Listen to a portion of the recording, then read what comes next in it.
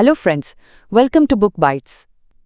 Today we'll talk about book Deep Work, Rules for Focused Success in a Distracted World by Cal Newport, presents a compelling argument for the importance of deep, focused work in an age dominated by distractions. Newport explores how our modern, always connected, and multitasking culture is eroding our ability to perform deep, meaningful work and achieve exceptional results. He defines deep work as professional activities performed in a state of distraction-free concentration that push cognitive capabilities to their limit. The ability to engage in deep work is one of the most valuable skills in today's economy, according to Newport. In this book, Newport contrasts deep work with shallow work, which refers to tasks that are logistical or administrative in nature, requiring little focus or cognitive effort, like answering emails or attending unproductive meetings. He argues that shallow work has become pervasive in the modern workplace, largely due to the rise of digital tools and social media that encourage constant switching of attention and multitasking. While these distractions seem harmless, they significantly diminish our ability to engage in the kind of high-level thinking and problem-solving that leads to innovation and success. Through the book, Newport advocates for a deliberate shift towards cultivating deep work in our personal and professional lives. He emphasizes the need to minimize distractions, design work habits that prioritize focus, and schedule time for periods of intense, undistracted work. The book is not just a critique of modern work habits, but also a practical guide for how individuals can reclaim their ability to focus and achieve remarkable outcomes. Newport's core message is that in a world where deep work is increasingly rare, the ability to concentrate and produce at an elite level will differentiate those who succeed from those who simply get by. Ultimately, Newport's deep work is a manifesto for the power of focus in an increasingly distracted world. It offers actionable strategies to help readers create an environment and mindset conducive to doing work that matters, work that is both fulfilling and high impact. This introduction lays the foundation for understanding why cultivating deep work is essential, and how readers can begin implementing it into their lives to maximize their potential and achieve success in their careers and personal goals. Let's explore the concepts of the book, breaking them down point by point, and refining the explanation to ensure clarity and precision. Point 1. The importance of deep work. In deep work, Cal Newport stresses that the ability to engage in deep focused work is becoming increasingly rare and valuable in today's economy. He argues that deep work is not just a productivity tool, it is the key to achieving success in complex and competitive fields. Newport draws a clear distinction between deep work and shallow work. Shallow work, such as checking emails or engaging in social media, is often reactive, non-cognitive, and fragmented. On the other hand, deep work requires sustained attention, critical thinking, and the ability to immerse oneself in tasks that are cognitively demanding. One of Newport's central claims is that in a world increasingly dominated by distractions, people who cultivate the ability to focus deeply on a task will have a distinct competitive edge. The ability to produce high-quality work in less time can drastically improve one's output and open up opportunities for career advancement, creativity, and personal fulfillment. Newport contends that those who engage in deep work are able to leverage their cognitive potential in ways that those focused on shallow tasks cannot. Furthermore, he explains that deep work is especially valuable for those in fields where innovation, problem-solving, and complex decision-making are critical. For example, scientists, engineers, writers, and entrepreneurs can create breakthroughs and significant contributions by working deeply without distraction. Newport also emphasizes that deep work is not just about the output, it's about the process of producing it. The focus on immersion allows individuals to enter a state of flow, a term popularized by psychologist Mihaly Csikszentmihalyi, where the work becomes deeply fulfilling and the individual loses track of time. In this state, individuals are able to perform at their highest levels, pushing their cognitive abilities to their limits. This immersive, focused approach to work also offers the chance to improve personal skills, learn faster, and make better decisions. Ultimately, Newport argues that deep work is not just an ideal, but a necessity for thriving in the modern world, where distractions abound and time is precious. Through this first point, Newport encourages readers to recognize the value of deep work in their own lives and to begin prioritizing tasks that demand undistracted focus. In the next section, he will outline how to create the conditions necessary to engage in deep work regularly and successfully. Point 2. Embrace boredom. In the second point of deep work, Cal Newport introduces the concept of embracing boredom as a key strategy for cultivating the ability to focus deeply. This point addresses one of the fundamental challenges in an era of constant distractions: our increasing inability to be bored. Newport argues that our addiction to digital stimuli has eroded our ability to concentrate for extended periods. We are constantly seeking entertainment, whether it's through social media, texting, or random web browsing. This perpetual craving for stimulation disrupts our ability to engage in deep, focused work. Newport proposes that in order to build the skill of deep work, one must deliberately practice boredom. This means resisting the temptation to check your phone or distract yourself during moments of inactivity. Instead of reflexively reaching for your device when you have a free moment, Newport suggests using these moments as opportunities to practice staying present and engaged with your thoughts. He encourages people to train their brains to tolerate periods of boredom so that they can later switch into deep work mode without the need for constant external stimulation. The practice of embracing boredom is crucial because it helps to recondition the brain and develop the mental endurance needed for focused, undistracted work. Newport notes that this doesn't mean eliminating all forms of entertainment or enjoyment from our lives, rather, it's about creating a balance. By intentionally limiting the use of distractions and allowing yourself to experience moments of boredom, you can strengthen your ability to concentrate and resist the pull of shallow activities. To support this idea, Newport draws on research into how our brains respond to distractions and how quickly we can lose focus when we're constantly switching between tasks. He also references the concept of deliberate practice from the world of skill development, which involves pushing oneself to engage in focused, challenging activities over time. In the same way that athletes or musicians practice specific skills, we can practice focusing on a single task for extended periods. The key to succeeding in this practice is not to try to avoid boredom entirely, but to learn to lean into it and resist the urge to turn to distractions as a form of relief. In essence, Newport argues that by embracing boredom and giving our brains the space to focus, we can improve our ability to do deep work and achieve higher levels of productivity. The process of embracing boredom is foundational to building the mental discipline required for deep work, and this sets the stage for the next principle: the importance of working with depth and consistency. Point 3. Quit social media. In the third point of deep work, Cal Newport advocates for quitting or drastically reducing the use of social media as an essential step in reclaiming your ability to focus. He argues that social media platforms, while useful for certain tasks, are often major sources of shallow distractions. The endless scrolling, notifications, and constant influx of information fragment our attention, making it incredibly difficult to engage in sustained deep work. Newport emphasizes that the trade-off between the time spent on social media and the value it adds to our lives is often not worth it. Newport's argument is not just about the potential harms of social media in terms of productivity, but also about how it impacts our cognitive abilities and mental well-being. Constant exposure to the dopamine-inducing feedback loops on platforms like Facebook, Instagram, and Twitter makes it harder to focus and think deeply, as we become conditioned to seek constant validation and entertainment. The resulting shallow thinking and engagement prevent us from engaging in meaningful long-term work.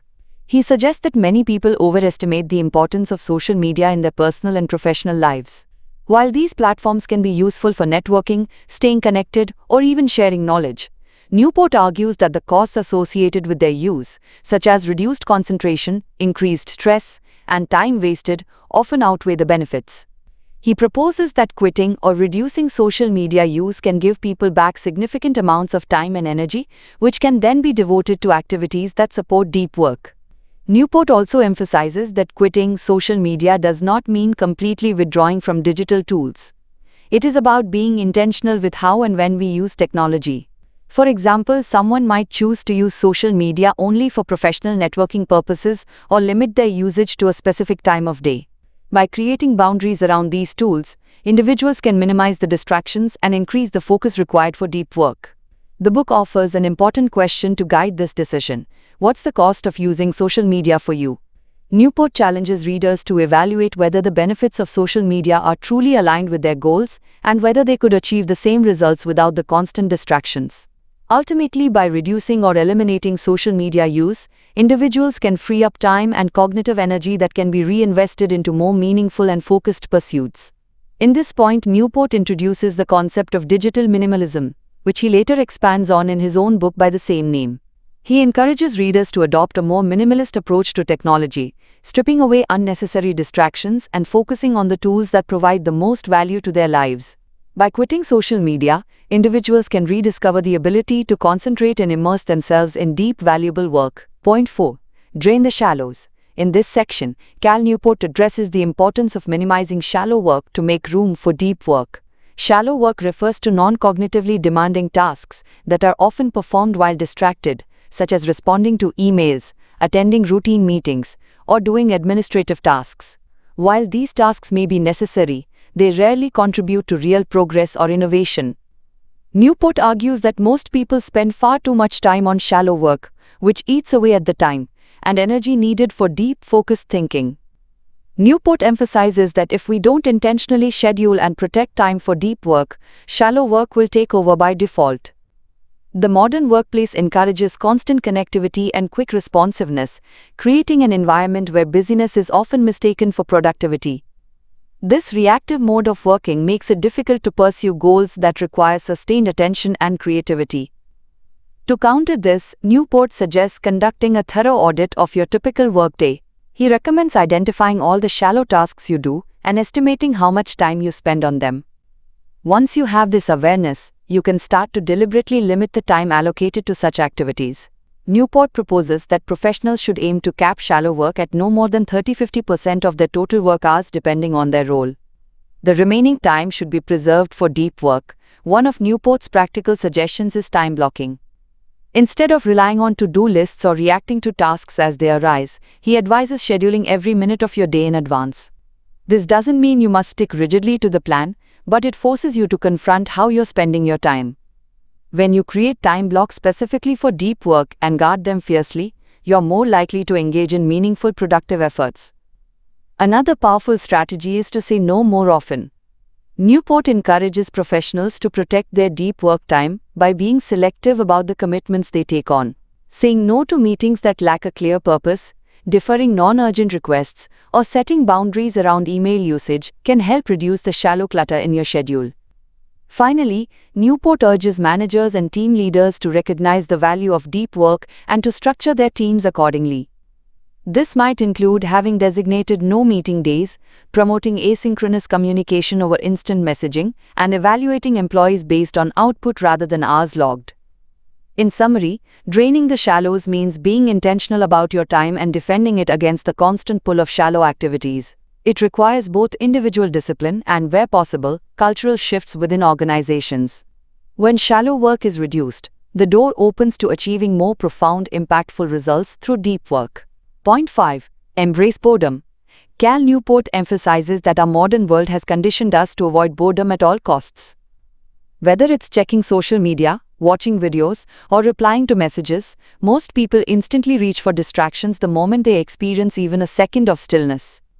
Newport argues that this habit is not just a productivity killer, but it also seriously hampers our ability to engage in deep work. If your mind is constantly stimulated, it loses the ability to tolerate stillness and focus deeply when required. The key idea here is that focus is a skill that must be trained, and like any skill, it improves with consistent practice. Just as athletes train their bodies, professionals must train their minds to focus. Newport explains that the ability to concentrate intensely is not something you're born with. It's something you develop over time by pushing your brain to resist distractions and remain in a task-focused mode even when tempted to shift your attention. To cultivate this skill, Newport suggests intentionally scheduling periods of boredom. Instead of instinctively reaching for your phone when you're in line at a coffee shop or taking a break, you should allow yourself to be idle. Let your mind wander without giving it the dopamine hit of new content. This strengthens your mental muscles and helps rewire your brain to be more comfortable with stillness. One method Newport recommends is productive meditation. This involves focusing your attention on a specific professional problem or concept while doing something physically engaging but mentally freeing, like walking or showering. The aim is to stay on the chosen problem as long as possible, gently bringing your mind back whenever it wanders. Over time, this exercise helps sharpen your concentration and builds the endurance needed for deep work. Newport also warns against the danger of attention residue, the cognitive leftovers from switching tasks. Every time you toggle between apps, messages, or even thoughts, a bit of your focus stays with the previous task. This mental clutter slows down your ability to work deeply. By building a tolerance for boredom, you're essentially detoxing your mind from the high-frequency stimulation it has come to crave. Ultimately, embracing boredom is about retraining your brain to be comfortable without constant input. It's a mental reset that enhances your capacity to work deeply when it truly matters. Newport's advice is clear. If you can't tolerate boredom, you'll never master the discipline required for deep work. Point 6. Quit social media. Cal Newport makes a bold but powerful argument in this chapter. If you want to engage in deep work and lead a focused, meaningful life, you must reconsider your relationship with social media. Unlike common productivity advice that often suggests time management tips, Newport dives deeper by challenging our assumptions about the necessity and benefits of these digital tools. Newport introduces the concept of the craftsman approach to tool selection. According to this principle, you should only use a tool if it provides substantial benefits that clearly outweigh its drawbacks.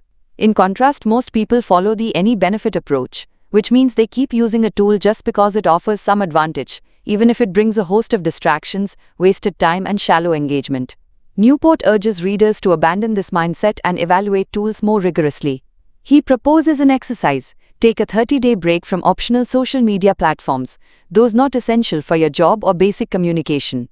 During this time, observe two things: whether your professional or personal life suffers due to the absence of the platform, and whether you truly miss it.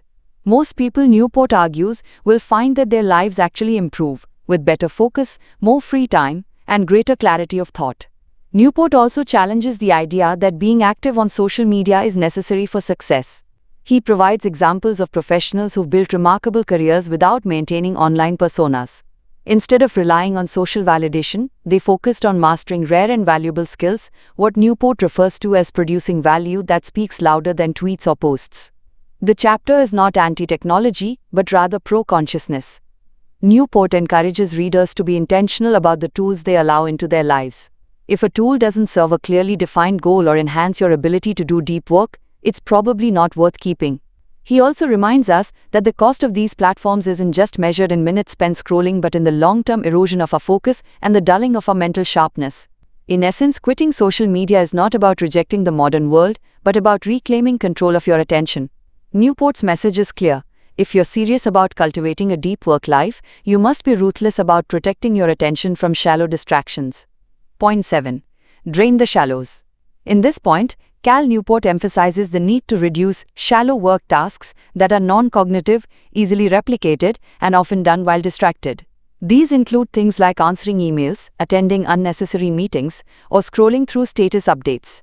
While some shallow work is unavoidable, Newport argues that we should aim to drastically minimize it to make more room for deep, focused, meaningful tasks. Newport explains that the problem with shallow work isn't just that it wastes time, it's that it fragments your day and weakens your ability to concentrate. Every interruption chips away at your brain's capacity for deep work.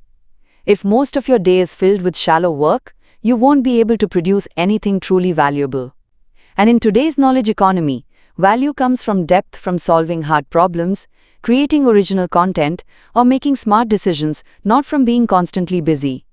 To combat this, Newport recommends several strategies. One is to schedule every minute of your workday. This doesn't mean turning into a robot, but rather being intentional with your time. Even if your plan gets interrupted, the act of scheduling forces you to think critically about how you spend your hours. You'll start to notice how much time is swallowed by shallow tasks and how little is left for deep work. Another tactic is to create artificial constraints. For instance, limit your work hours to 40 or even 30 per week. When time becomes a scarce resource, you're forced to use it wisely. You stop tolerating time wasters and start making hard choices about what deserves your attention. Newport also advises saying no more often. This includes declining meetings that don't have a clear agenda, turning down requests that don't align with your priorities, and unsubscribing from emails or notifications that add no real value. Every yes to shallow work is a no to deep work. Ultimately, this chapter is a call to be ruthless with your time. Newport isn't suggesting that you eliminate every shallow task, but that you become highly selective and vigilant. Treat your time like a precious resource, not an unlimited supply.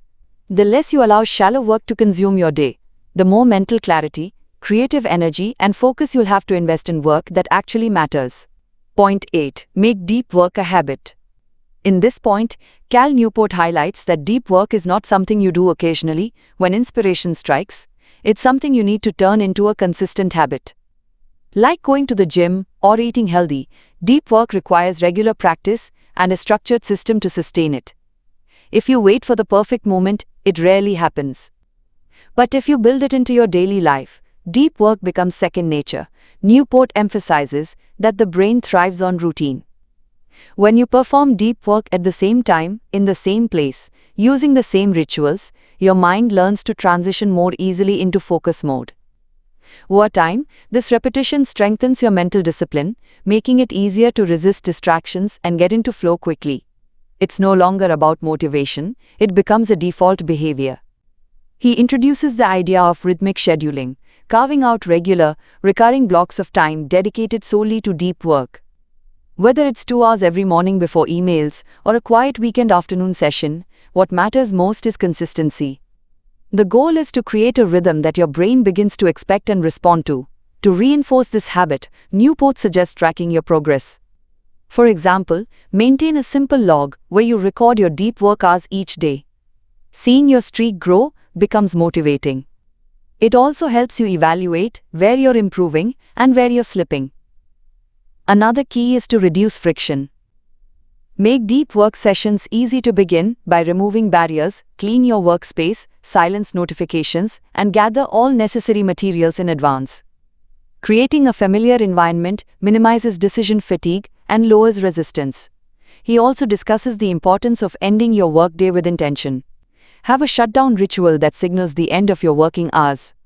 This mental closure frees your mind from lingering tasks and helps you recharge effectively, making it easier to return to deep work the next day. Making deep work a habit transforms it from a challenging goal into a regular part of your routine. It becomes less about forcing yourself to concentrate and more about naturally slipping into a state of productive immersion. By treating deep work as a discipline, not an occasional luxury, you build a sustainable foundation for long-term success and personal fulfillment. Point 9. Embrace boredom. In a world full of constant distractions, Cal Newport argues that one of the most underrated yet powerful skills for deep work is the ability to be okay with boredom. Most of us instinctively reach for our phones, check emails, or scroll through social media at the slightest hint of downtime. This habit trains our brain to crave stimulation and weakens our ability to focus when it truly matters. Newport emphasizes that if you want to train your brain for deep work, you must also train it to resist distractions and embrace boredom. Focus is like a muscle. If you're constantly switching tasks or seeking instant gratification, that muscle weakens. But if you practice sitting with stillness, resisting the urge to check notifications, you strengthen your attention span over time. One technique Newport suggests is productive meditation. This doesn't mean sitting in silence doing nothing. Instead, take a walk or sit quietly and direct your attention to a single complex problem. When your mind drifts, gently bring it back. This strengthens your mental concentration in a practical, goal-oriented way. Another powerful exercise is to schedule breaks from focus rather than breaks from distraction. Instead of always indulging the impulse to check your phone, train yourself to delay gratification. For instance, if you feel like checking your messages, make a note to do it at a specific time, not now. This simple habit builds restraint and discipline. Newport also suggests setting rules, such as only checking email at specific times or deleting addictive apps altogether. The goal is not to eliminate all fun or technology, but to reclaim your attention and make conscious choices rather than reactive ones. He points out that the ability to work deeply is directly linked to your ability to be still. If your brain is constantly wired to stimulation, it becomes nearly impossible to do the kind of focused, high-value work that deep work demands. By learning to embrace boredom and creating space between stimuli and reaction, you train your mind to operate at a higher level of concentration. It's not always comfortable, but it's essential for building the cognitive endurance required for deep work. In essence, boredom is not the enemy, it's a gateway to clarity, creativity, and focused excellence. Point 10. Drain the shallows. In the final key concept of deep work, Cal Newport stresses the importance of draining the shallows, a metaphor for minimizing shallow work that clutters our schedules and drains our mental energy without adding significant value. Shallow work includes tasks like responding to emails, attending status meetings, filling out forms, or browsing through social media. These activities are often necessary to some extent, but they do not require deep cognitive effort and rarely produce meaningful results. Newport argues that one of the biggest threats to deep work is allowing shallow tasks to dominate your day. To achieve meaningful productivity, it's essential to limit shallow work and guard your time fiercely. This starts with identifying which tasks are truly deep, those that push your cognitive capabilities to their limits and create real value, and which ones are shallow. Being honest about this distinction allows you to prioritize effectively. One method Newport suggests is time blocking, planning out your entire day in advance, and assigning specific blocks of time for focused work, shallow tasks, breaks, and other responsibilities. This helps you see where your time is going and forces you to allocate a limited portion of your schedule to shallow work, effectively draining the shallows. He also emphasizes the importance of saying no more often. Many people accept every meeting invite or request out of politeness or fear of missing out, but Newport encourages us to be more discerning with our commitments. Every yes to shallow work is a no to deep work. Another strategy is setting rules and expectations with coworkers or clients, for example, only checking emails twice a day, or setting boundaries around meeting times. When others understand and respect your working style, you gain more control over your schedule. Newport also notes that some shallow work is unavoidable, especially in managerial or administrative roles. The goal isn't to eliminate it entirely, but to consciously limit it so it doesn't take over your mental bandwidths. Ultimately, draining the shallows is about taking ownership of your time. It's a mindset shift from reacting to every demand to proactively creating space for deep, meaningful work. When you reduce the noise, you make room for focused brilliance, the kind of work that not only advances your career but also brings lasting satisfaction. Conclusion: embracing deep work for a fulfilling and productive life. Deep Work by Cal Newport is more than just a productivity manual, it's a philosophy for thriving in a world full of distractions. The book makes a powerful case that the ability to focus deeply on cognitively demanding tasks is becoming increasingly rare and yet more valuable in our economy. Those who cultivate this skill will not only gain a competitive edge professionally, but also find greater satisfaction and meaning in their work. At the heart of Newport's argument is the recognition that the modern workplace and life in general is flooded with distractions: emails, social media, instant messages, and shallow meetings. These interruptions chip away at our ability to concentrate and keep us stuck in cycles of superficial activity. Deep work stands in stark contrast. It's the practice of uninterrupted, intense concentration on a single task. This is where true progress, creativity, and mastery happen. Throughout the book, Newport provides a roadmap to reclaim our focus. From creating rituals and routines that support deep work, to cultivating boredom, embracing a craftsman's mindset, and reducing the shallow tasks that fill our days, each strategy is practical and achievable. He also emphasizes that deep work is a skill that can be trained and strengthened over time with consistent effort. Importantly, deep work isn't about working longer hours. It's about working smarter and more deliberately, focusing on the tasks that truly matter. By scheduling time for focused work, protecting your attention, and cutting back on distractions, you can produce higher quality results in less time and with more personal satisfaction. The book also touches on the ethical and emotional benefits of deep work. When you give your full attention to a task, you experience a state of flow, a deeply rewarding mental state, where you are fully immersed in what you're doing. This leads to a greater sense of purpose and fulfillment, which many people find lacking in the age of multitasking and digital overload. In a noisy world that rewards the superficial, Newport encourages us to choose depth. Deep work is not just about doing better work, it's about living a better life, one with clarity, purpose, and peace of mind. By committing to deep work, we don't just improve our professional outcomes, we transform the way we think, live, and connect with our true potential.